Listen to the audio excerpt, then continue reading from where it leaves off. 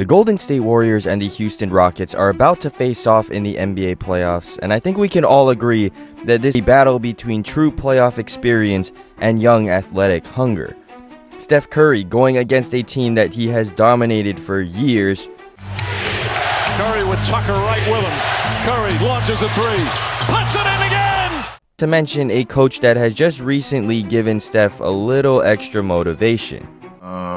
He had made a reservation at International Smoke and then he canceled it. And so I was kind of upset with him. And we went back and forth on that. And then there's Dillon Brooks and Draymond Green. Yeah, I don't think I even need to say anything else. This will be the 5th time Steph Curry has faced the Rockets in the playoffs, and every time he has been victorious. Curry crossover, three-pointer, bang! But I don't think any of those previous meetings had such a unique matchup.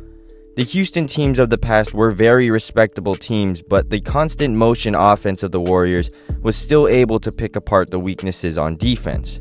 How the Warriors actually won the series 3-2, but that really doesn't tell the whole story, because for the first 3 games, well, Golden State didn't get their own personal Butler yet. And as we all know, the Warriors haven't been the same team since. But then, it happened. The most recent matchup is what I think makes this series so interesting, because the first 4 matchups pretty much all belong to the Warriors had it not been for the refs basically handing the win to the Rockets in the NBA Cup. In the latest matchup, Amen Thompson and the Houston Rockets managed to achieve a very difficult task, holding Steph Curry to just 3 points. And when I say holding Steph Curry, I mean holding Steph Curry. Warrior ball. The Warriors have had some bench play. All the attention on Steph Curry to play the offensive role because this had to deal with all night, man. Deal with this, it stinks. It has to stink. But that's really not against the Rockets, as they're simply taking advantage of the fact that the refs will look the other way while Steph gets mauled on the court. It's smart, honestly. But the same team repeatedly means no longer resorting to a strategy that will work one time, but constantly making the correct adjustment. Questionable. Ime Udoka is the same coach that elected to play drop coverage on Steph Curry for the entire final series in 2022. Curry, it's good! Steph Curry from downtown! And maybe some second shots. Curry again. Oh, Steph Curry from way downtown! Even though it was resulting in losses. And Steve Kerr is Steve Kerr. Both can be great coaches at times, but during their blunders, who can step up? The biggest difference between these teams is definitely the experience.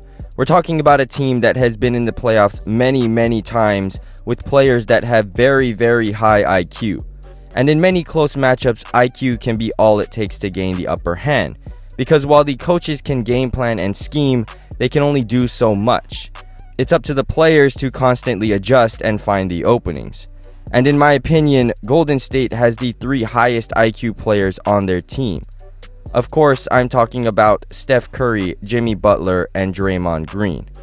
3 guys that have overcome incredible odds, whether it be winning a championship when nobody expected it, or making the finals with a play-in team. And in both of those occasions, it wasn't because they were the youngest team, the most athletic team, or even the biggest team.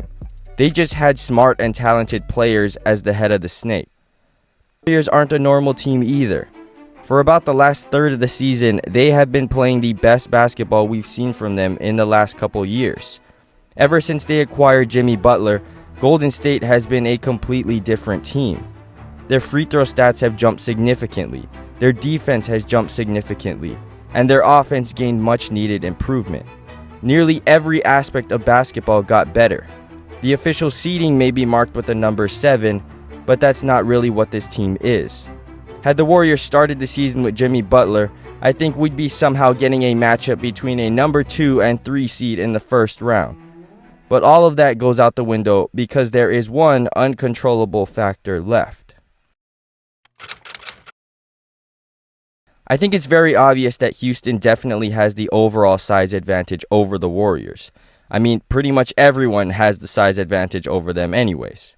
But why is that so important? Well, because the length and size advantage helps Houston's defense specifically on the wings.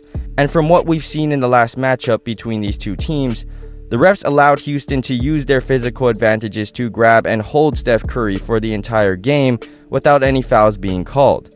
So, if the refs allow that to happen every game, it will be a very tough series for Steph. But as we all know, Steph Curry has dealt with all types of defenses in his career. Double teams, triple teams, full court presses, face guarding, literally anything you can think of, he's seen it. So I have no doubt that he will figure it out. At the end of the day, I think the playoffs are where superstar players show just how super they are. Youth versus experience, athleticism versus skill, and a best of 7 series. Can't ask for anything more than that. Plug.